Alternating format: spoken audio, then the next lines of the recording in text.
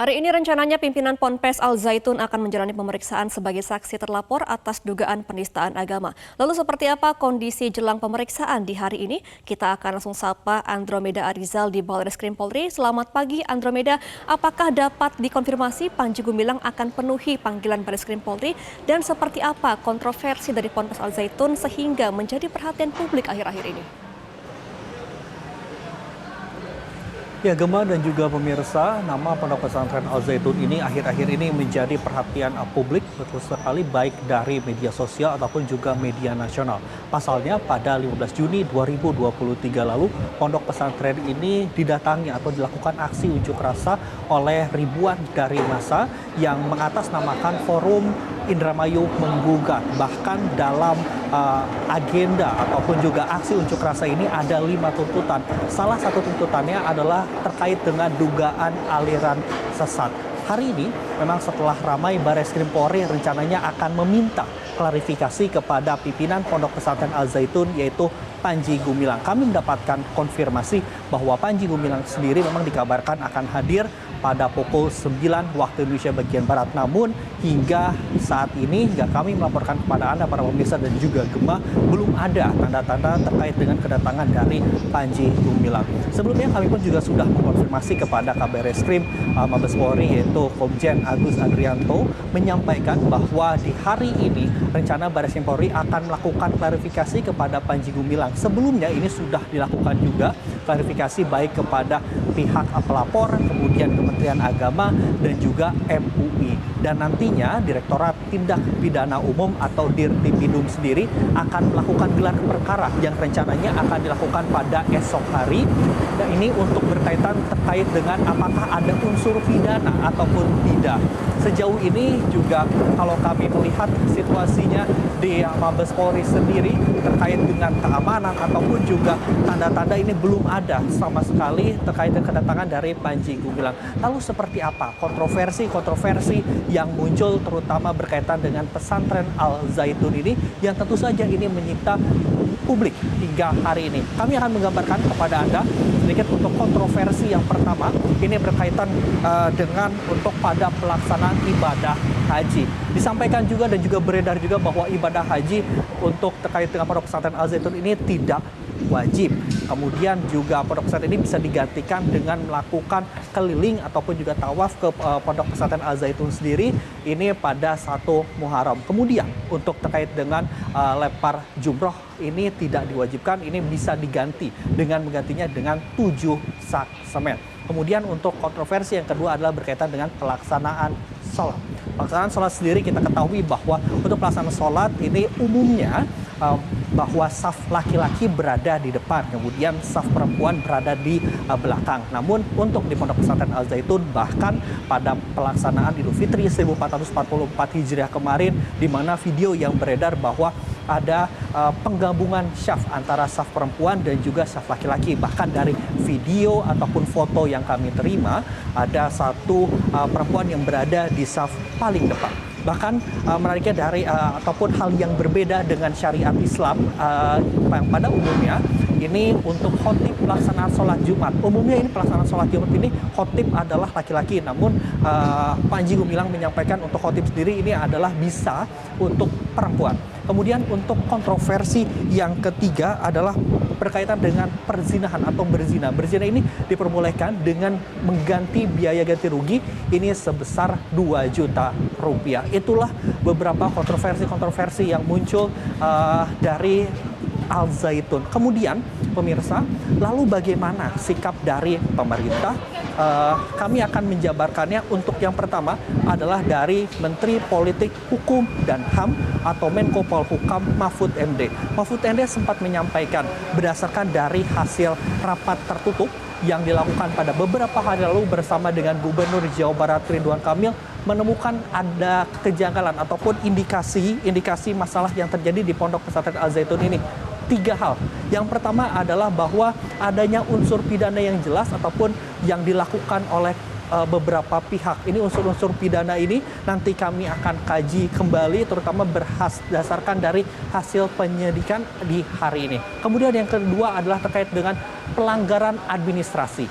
Pelanggaran administrasi ini adalah berkaitan dengan surat izin, kemudian juga mendirikan bangunan dan juga surat tanah yang diduga ini ada pelanggaran. Kemudian untuk yang ketiga adalah berkaitan dengan keamanan. Nah, Mahfud MD pun juga kemarin menyampaikan berkaitan dengan keamanan ini nanti akan dilimpahkan lebih lanjut kepada Gubernur Jawa Barat Ridwan Kamil. Dan untuk lebih jelasnya seperti apa dari keterangan Mahfud MD, kami sajikan kepada Anda wawancara bersama dengan Menko Polhukam Mahfud MD. Ada dugaan kuat telah terjadinya 3 masalah. Pertama, terjadinya tindak pidana. Ya, ada beberapa hal tindak pidana. Laporan masuk ke Menko Polhukam dan kesimpulan-kesimpulan dari berbagai penelitian nanti akan, dan juga ada laporan resmi yang akan disampaikan ke Polri. Nah, Polri akan menangani tindak pidananya.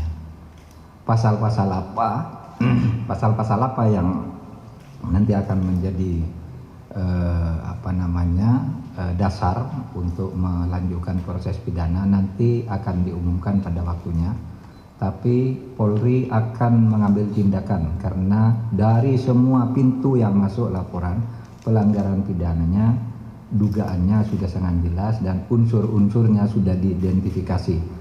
Tinggal diklarifikasi nanti di dalam pemanggilan atau pemeriksaan.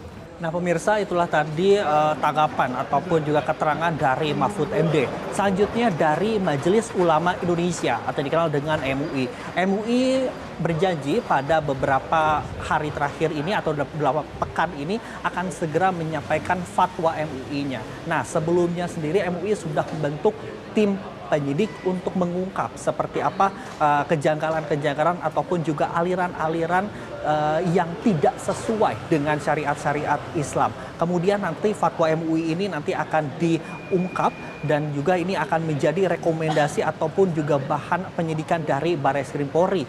Nah sebelumnya sendiri ini MUI rencananya akan maksud kami adalah akan meminta kepada pihak ataupun kepada pemerintah untuk tidak tetap memperhatikan adalah terkait dengan proses belajar mengajar terutama dari sejumlah santri-santri yang ada, dan diibaratkan adalah bahwa untuk berkaitan dengan polemik ini sehingga tidak mengganggu aktivitas belajar mengajar dari santri-santri yang ada. Dan berikut ini pernyataan dari Khalil Nafis yang juga merupakan Ketua MUI bidang dakwah dan juga ukhuwah.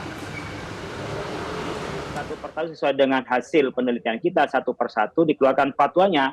Maka apakah umpamanya melihat ketika ucapannya Al-Quran umpamanya itu berbahasa Arab dari Nabi, Allah nanti tidak ngerti, apakah termasuk itu penodaan agama. Kemudian ketika menafsirkan tafassahu fil majalis itu bukan soal renggangnya, tapi menafsirkan tidak menurut kaidah tafsir, itu bagian dari kesesatan. Kemudian termasuk tadi umpamanya perempuan yang tidak sah untuk jadi khotib, tapi umpamanya nanti dilaksanakan atau difatwakan atau diajarkan, itu nanti kita disebut dengan penyimpangan ke sesuatu yang syariah. Nah, itulah nanti kita keluarkan fatwanya masing-masing. Yang sudah keluar ada berkenaan dengan perempuan menjadi khotib Jumat itu tidak sah. Kalau itu sengaja dilakukan berarti memang dia melanggar dari syariat dan itu adalah bagian dari penyimpangan. Insya Allah satu persatu dan termasuk juga penodaan agama. Nah pemirsa, sementara itu Panji Gumilang sendiri melalui keterangannya bersama kami ini membantah semua tuduhan bahwa Pondok Pesantren Al Zaitun ini sesat, tidak sesuai dengan syariat agama dan lain sebagainya. Ia membantah semua hal tersebut.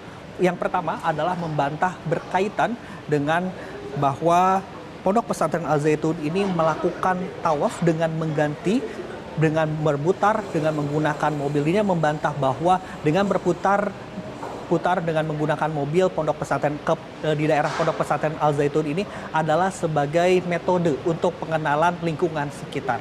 Kemudian yang kedua adalah tim kami pun sempat bertanya bagaimana apakah tidak diwajibkan untuk berangkat ke Mekah. Dirinya pun juga menapis atau menepik hal tersebut bahwa Panji Gumilang ini memiliki travel umroh, sehingga tidak mungkin ketika dirinya ataupun Panji Gumilang ini tidak merekomendasikan ataupun tidak menyuruh untuk anak didiknya untuk ke Makkah. Kemudian yang ketiga adalah berkaitan dengan dibilang sesat. Bahkan dirinya juga menepis hal tersebut, dirinya pun juga takut kesesatan. Ada hal yang cukup menarik dari apa yang disampaikan oleh Panji Gumilang, bahwa apa yang ditetapkan dirinya selama ini di Pondok Pesantren Al Zaitun merupakan pengembangan dari pola pikir yang berdasarkan dari ajaran Al-Quran. Nanti kita lihat bersama pemirsa bagaimana keterangan dari Panji Gumilang, kemudian juga pemeriksaan di hari ini. Sebelumnya ini merupakan wawancara kami bersama dengan Panji Gumilang. Yang memberikan tuduhan itu unsur yang menganggap dirinya punya wewenang. Nah, apa perlu saya sampaikan? Kalau kita fikir ajaran di Al-Zaitun, ada kurikulum. Kurikulum jelas, kurikulum Departemen Agama, kurikulum Diknas, kita combine, dan itu mendapatkan akreditasi. Apa itu? Unggul. Tingkat dasar, tingkat menengah, tingkat atas, akreditasinya unggul. Kalau itu sebuah ajaran sesat, dari dulu sudah out. Kemudian, kalau hal-hal yang berkenaan dengan pelaksanaan sholat, kemudian ada wanita, saya mengedepankan fikih sosial. Gemma dan juga pemirsa, itulah tadi beberapa kontroversi dan juga sikap pemerintah terkait dengan Pondok Pesantren Al Zaitun. Nanti kita simak bersama bagaimana proses penyelidikan yang dilakukan oleh Barreskrim Polri di hari ini terkait dengan klarifikasi terhadap pimpinan Pondok Pesantren Al Zaitun Panji Gumilang. Demikian Gemma yang dapat kami sampaikan, kembali ke Anda di studio. Baik, terima kasih Andromeda Rizal atas informasi Anda. Selamat kembali bertugas. Pemirsa, Selamat Pagi Indonesia akan kembali dengan sejumlah informasi lain, diantaranya mengenai